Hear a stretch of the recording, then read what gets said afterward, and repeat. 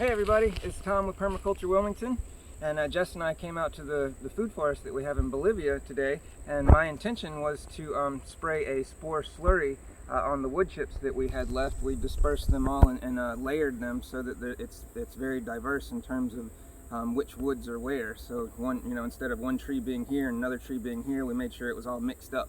Now we're inoculating it with different spores using these slurries and teas that we're putting down. But that's not why I'm coming to you today, guys. What I want to show you is what happened after I took Matt Power's course and learned about soil from Elaine Ingham. And now I've planted plants in a forest situation. This was a front yard about 20 to 25 years ago, and then a house burnt down.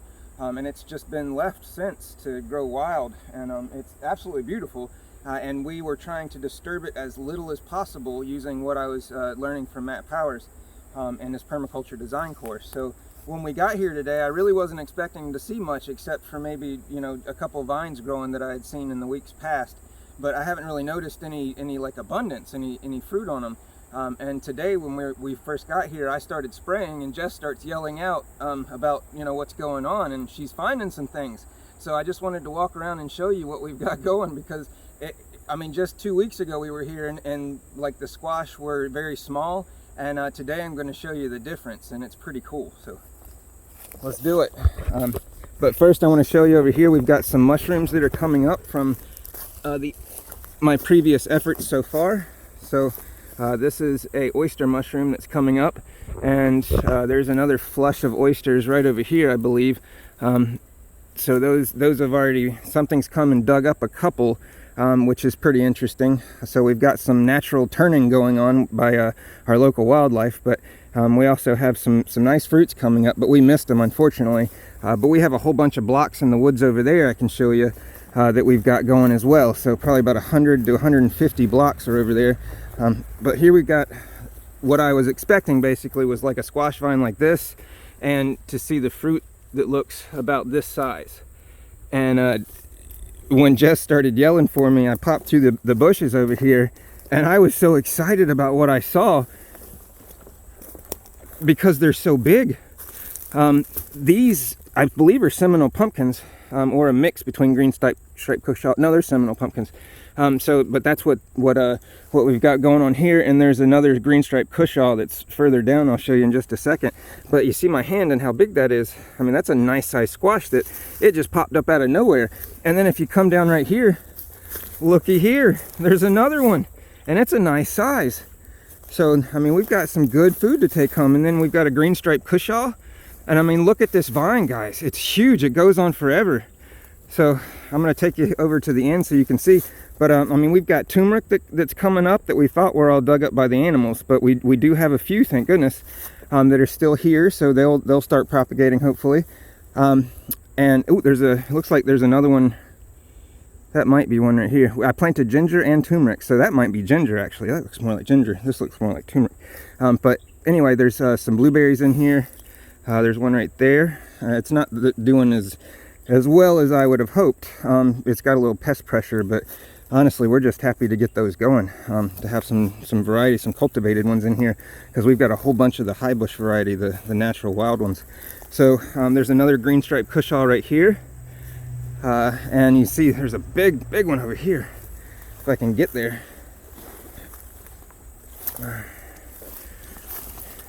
See the size of this guy. Look at that. That is awesome. That's going home, and that's going to be dinner. That is wonderful. We were not expecting this. This is such a nice surprise.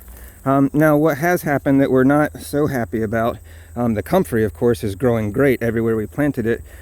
And wherever we put horse manure, there's some crabgrass coming up, which we don't really enjoy, but it serves a purpose at this point. We got to get rid of that nitrogen I put in there to grow all these annuals, or get some cover crops or some mulch on here, and that'll suppress that. But what we've got going around the back is the raspberries, and I was really hoping that they would take off because these are everbearing. And I mean, oh guys, look at this. There's even sweet potatoes. We've got giant vines of sweet potatoes that are just beautiful. And again, I thought that there's some over here, some more growing over there. I mean, they're pretty much everywhere. I planted them right in the middle and they're just growing out, but this was so dug up by the animals, I really thought they got them all, but apparently there was a few pieces left in there and had roots on them or nodules that were just enough to get another plant going. I mean, and this one, look, all the way. And the one where Jess is, when I go back in a second, I'll show you, it's going up the pine tree. It's so cool. But yeah, unfortunately, that's our everbearing raspberry. And this one looks like it's on its way out very shortly. And we live so far away that I didn't notice this until, you know, today, basically. So this is another sweet tater. But yeah, so we got some figs planted in here somewhere. There's the fig. See, that hasn't grown hardly at all. But this is an area I raked back, and I wish I hadn't have done that, because disturbance, it's not good. You know, we've learned that, and I was just testing it. I thought if I disturbed the top layer and got back the debris and got all the way down to the soil area where the humus was and threw out some seeds, then they would germinate and they would grow. But they did germinate, like the daikon. That's daikon radish, and you can see it's maybe an inch tall. But it's just, there's too much fungi. This is a forest, guys. Even though I pulled the surface back, it doesn't take away the fungi out of the layers of soil that are on the surface. And you know, the amount of ammonium NH4 and the bacteria concentration, all those play a part in what plants are growing here. So it's just a matter of I didn't put, like, if I were to plant the daikon over here where I put manure, they would have grown. See, there's a daikon right there, and see the size difference. That right here, that's a daikon, and they're actually a lot larger in a lot of areas. Like there's a big one that's mature, but they keep getting grazed so much because the wildlife love them. So we don't have a whole lot of giant ones right now, but there are giant roots on them, just not giant leaves. But yeah, so you can see what happens in fungal dominated soil, especially after I put the wood chips on, man. It really, I think the acids from the wood chips played a part in strengthening the fungal populations that were under them.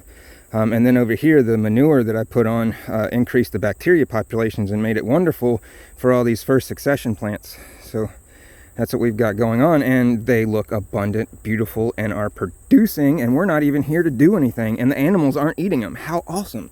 These are all very positive points, guys. This is a wonderful, and check this out. I've been spraying spores, and we've got it looks like reishi growing on this stump over here. I believe so. It might be a different kind of shelf, but it's red. But I have been spraying a lot, and we are seeing the fungal populations on the dead foliage that's around the debris. It has increased, which is really nice. More diversity more than anything, because before it was mostly just turkey tails. Turkey tails everywhere. It's like they just take over an area. But luckily now we've got some more diversity in the system.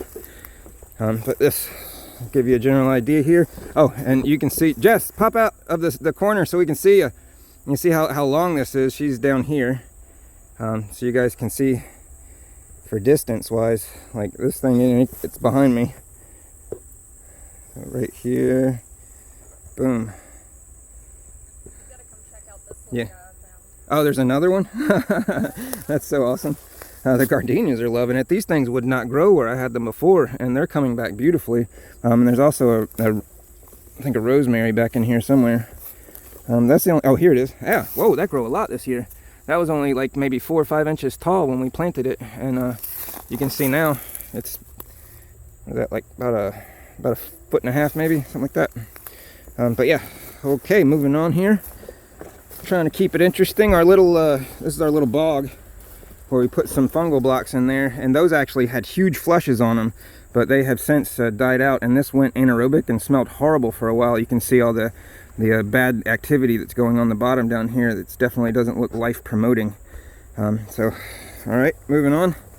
But that's all part of the system, guys. You got to have stuff like that to keep the frogs and the snakes and all that kind of thing around. Yep, has a little fig tree, different kind though. I don't remember where I planted what, but we're gonna figure that out later. You found another one? No, but I did find something beautiful. Oh wow. Is that a Luna moss? No, that's no, they're not that light. I'm not sure which kind it is. That's pretty. Beautiful. He's so fuzzy and cute. Well, that's interesting because this is a Asian azalea, and there's a guy that preaches about how plants that are sold in Home Depot and Lowe's are not beneficial for our ecosystem because they don't promote enough of the natural insects that are meant for our bioregion. Whereas, I mean, I don't know if 100% of all the details involved, but this to me looks like a moth in our ecosystem here, and it is on an Asian azalea, and it's the only one we've seen. So I'm, you know, in terms of a moth that big, there's a lot of little ones flying around everywhere. But again, it may be because of the azaleas, or it may be because of other things. We've got so many things planted. Diversity definitely promotes that. So okay guys, but you said you found another squash? No. Oh, you didn't? Oh, that's cool, man. But if you look right behind her, you can see this vine is going all the way up the pine tree.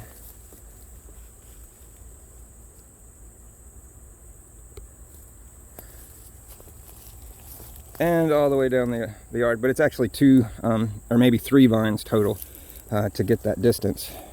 But I bet if you took one of them and just stretched it out into one single strand, it would definitely be that long, because they grow everywhere.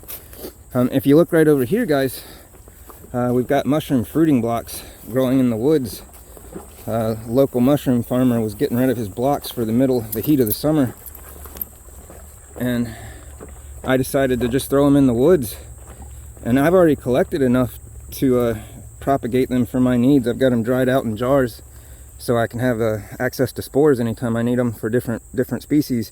But what I've got going on here is some flushing that I'm just going to let spore out, and that's just going to fill this area, hopefully every time a little breeze goes by, with spores that are going to inoculate and increase the biodiversity in my ecosystem and the surrounding areas.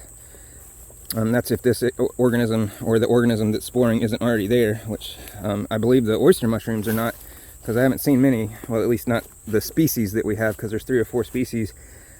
But yeah guys, a lot going on. Just bringing it to you, letting you know what we're doing. Hope you're having a great day. This is Tom with Permaculture Wilmington.